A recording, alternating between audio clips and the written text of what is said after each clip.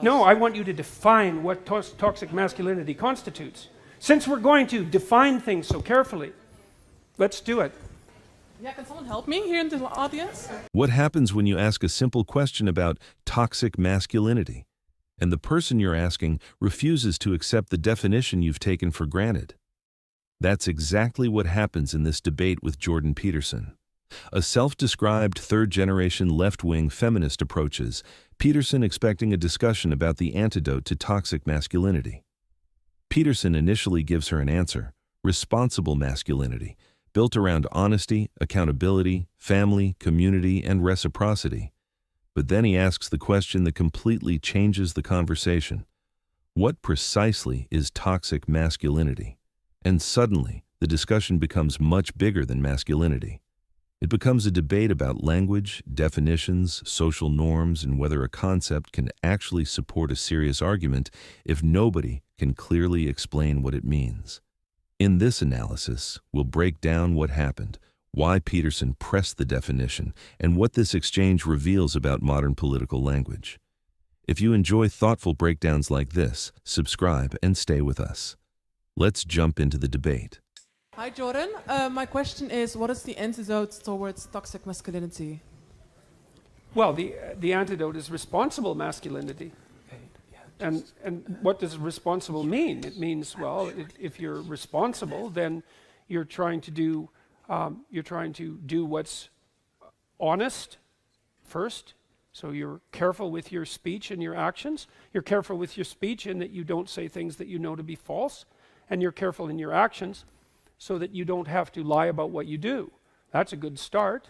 And then the next thing would be that you're capable of taking responsibility for yourself at least, so that once you're an adult, no one else has to bend over backwards to ensure that you don't unduly suffer in the world.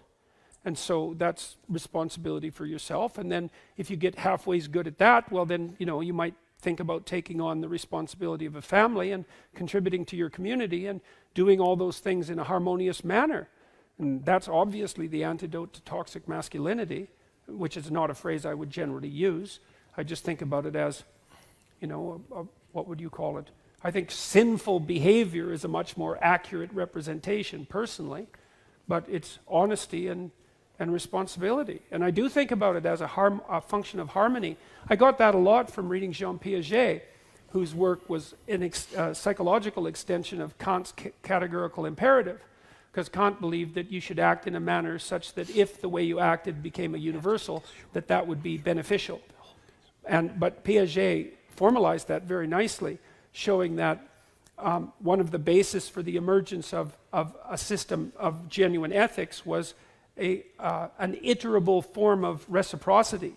So that, so for example, I can give you a quick example of that. My granddaughter, who's now 15 months old, has discovered a new game, and it's a Piagetian game, a developmental game, and she discovered this by watching, but also on her own, and partly because it's a very deep part of human nature. So she has this little wooden spoon, and her game is, you sit with her at the table, and her game is, she gives you the spoon, and then you take it, and then you give it back, and then she's all happy about that, and then she gives the spoon to the person who's sitting beside her, and then they give it back to her, and she's very happy about that. And so it's an amazing game because she's learned to give up something, to let go of something that she wants, and to trust someone else to return it to her, and that's what she's playing with. And then you can play with that game. It's quite fun. So, and you have to pay careful attention to her and watch how she's manifesting her emotions. And so maybe what you do is you take the spoon and you hide it under your hand.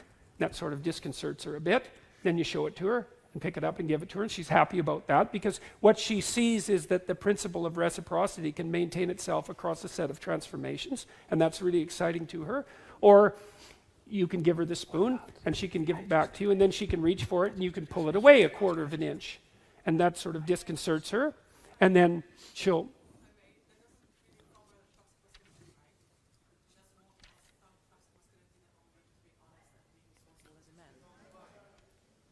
You want to repeat that? I'm sorry.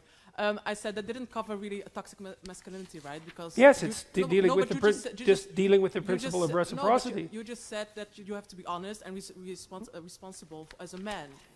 Well, put it this way. When I'm giving the spoon back to my granddaughter, I'm not engaging in toxic masculinity. And that was the point that I was trying to make, is that, and this deep reciprocity and trust is part of the social contract, and it is precisely the antidote to what precisely, since we're going to pursue this, what precisely is toxic masculinity, as opposed to, say, toxic femininity or toxic humanity? What exactly are you asking me about? I really want to know what you like, how you would describe toxic masculinity. Because No, I want you to define what toxic masculinity constitutes. Since we're going to define things so carefully, let's do it. well, I think. Okay, guys, sorry, but we really have to move on. So there will be more questions later on. There will be a lot of opportunities. No, to but ask maybe questions. let's, if you. Okay, so let's define it shortly. All right, shortly, please. Gosh, okay. I think that the moment when you kind of, I have a hard time to kind of describe it in English. Let's say, that you kind of go over a boundary that kind of neglects the freedom of the opposite, well, gender or whatsoever. So that's toxic masculinity, and that you kind of have. But this that would also be toxic femininity. Well, may I like finish my sentence, Sure. please? Thank you. And then also, I lost my sentence now. But no, I will be back. I'm back. But more in the sense that. Yeah, can someone help me here in the audience? Okay, so before we move on, let me point something out. You know, that I was willing to undertake this line of discussion, allowing for the possibility that the category of toxic masculinity had some content, right? But if we're going to pursue that line of reasoning and quibble about the answer, then we're certainly going to quibble about the definition that's embedded in the question.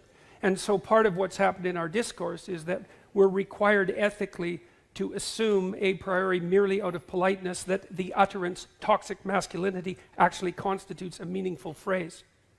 And if you push it, you find very rapidly that it doesn't, because it's very, very, very difficult to define, and definitions actually matter.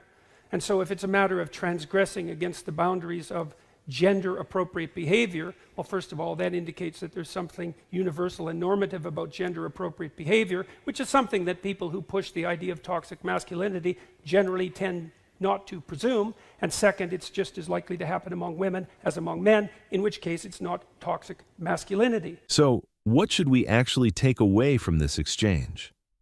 The most interesting part isn't whether Jordan Peterson won or whether the woman asking the question lost. Reducing the conversation to that kind of scoreboard misses the deeper issue. The real issue is definition.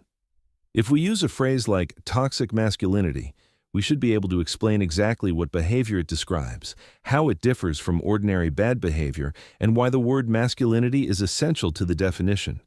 Because if the concept ultimately means violating boundaries, abusing power, being dishonest, or refusing to respect another person's freedom, then those behaviors clearly aren't exclusive to men.